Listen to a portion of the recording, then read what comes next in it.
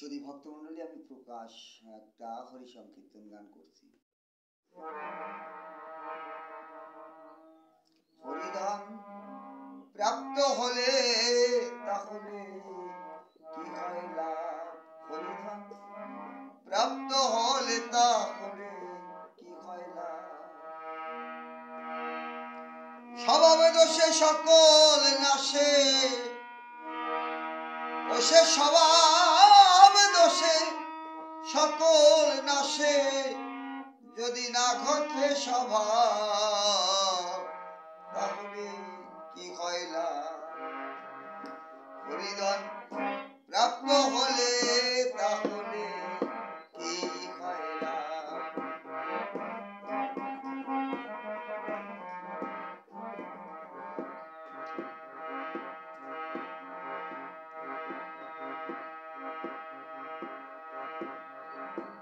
যদি স্বভাব ঘুরতে যায়,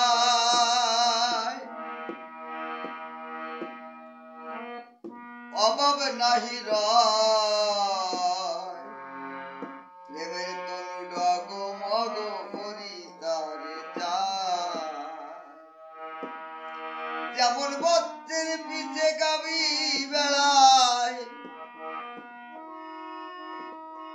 গুরু গো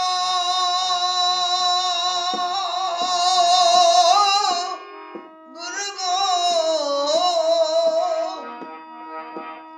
যেমন বচ্ছের পিছে গাবি বেড়ায়, সদাই করে হাম্বার, তাহলে কি হয় লাভ। হরিধন প্রাপ্ত হলে তাহলে কি হয় লাভ। এখানে বলছে একটা বাছুর যদি ঘাস খাতে খাতে তো হারিয়ে যায়, বুঝতে পারে না ওর মা কোথায় আছে, তাই হাম্বারব হাম্বারব বলে ডাকতে থাকে। আর এই গাভীটা বুঝতে পারে যে আমার সন্তান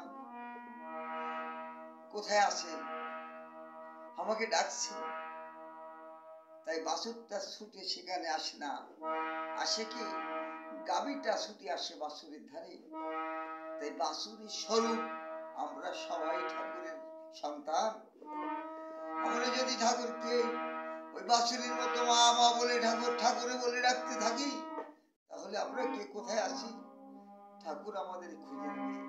ধন্যবাদ। তাই বলছে যেমন বাচ্চার পিছে গাবি বেড়ায়, সদাই করে হাম্বারব, তাহলে কি হয় লাভ।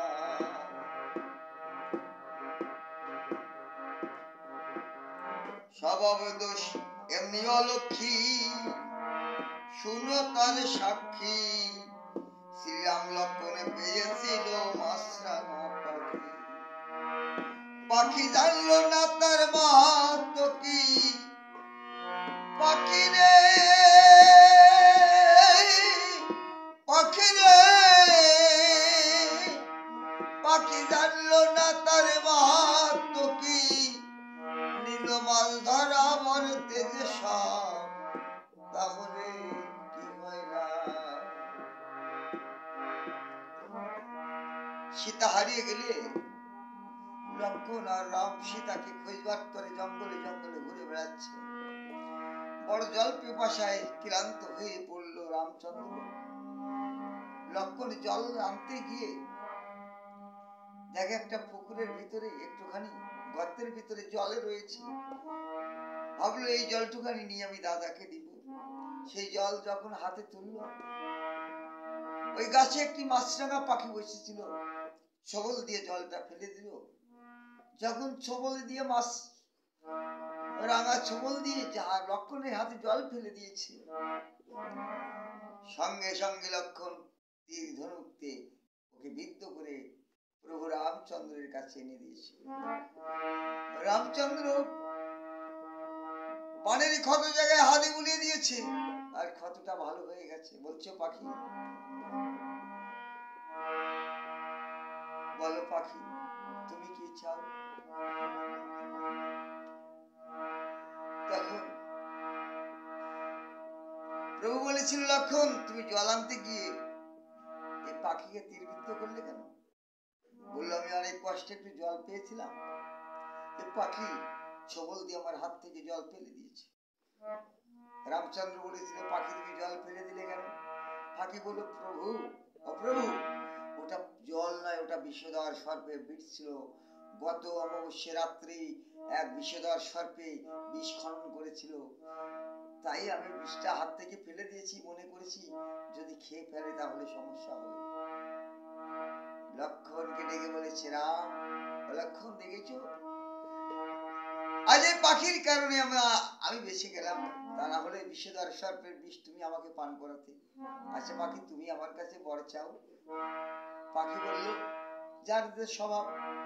পাখির মনে পড়ে গেল, আমি ছবল দিয়ে মাছ মিস হয়ে যায়, ধরতে পারি না।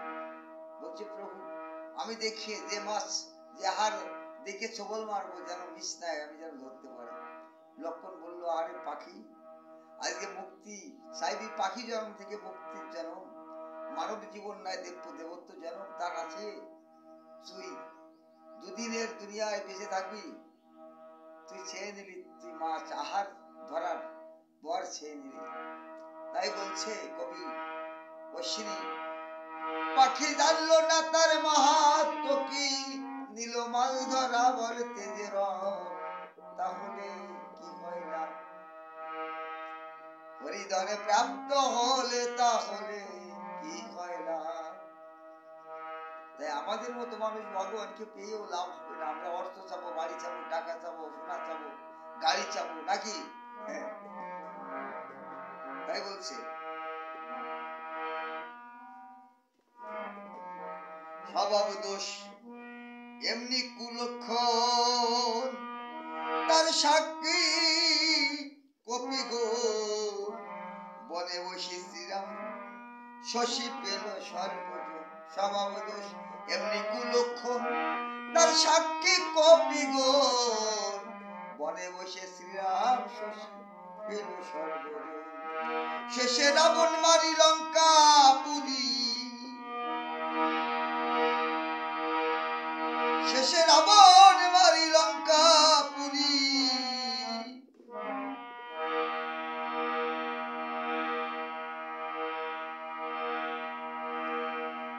হলো রাম পদ পল্লব,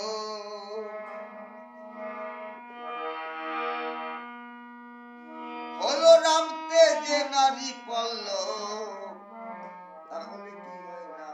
অর্থাৎ রাবণ বংশী ধ্বংস করে সীতাকে উদ্ধার করি। রামচন্দ্র অযোধ্যায় এসে বলেছিল, হে বানর সৈন্যগণ, অনেক কষ্ট করেছো, আজকে আমার কাছে যে যা চাইবে আমি তাইতে দেব। তাই বানরগণ বলেছিল, লঙ্কা তো নারী পুরুষ শূন্য, অপ্রভু আমরা লঙ্কায় গিয়ে এক একজন নারীকে বিয়ে করে সংসার করতে চাই, বলে তথাস্তু। হনুমান বলল, প্রভু তোমার চরণ ছাড়া আমি আর কিছু চাই না। তাই স্বভাব দোষে যার যার স্বভাব সেই তাই চাইবে। মানবগণ চেয়ে নিল তাদের সংসার জীবন।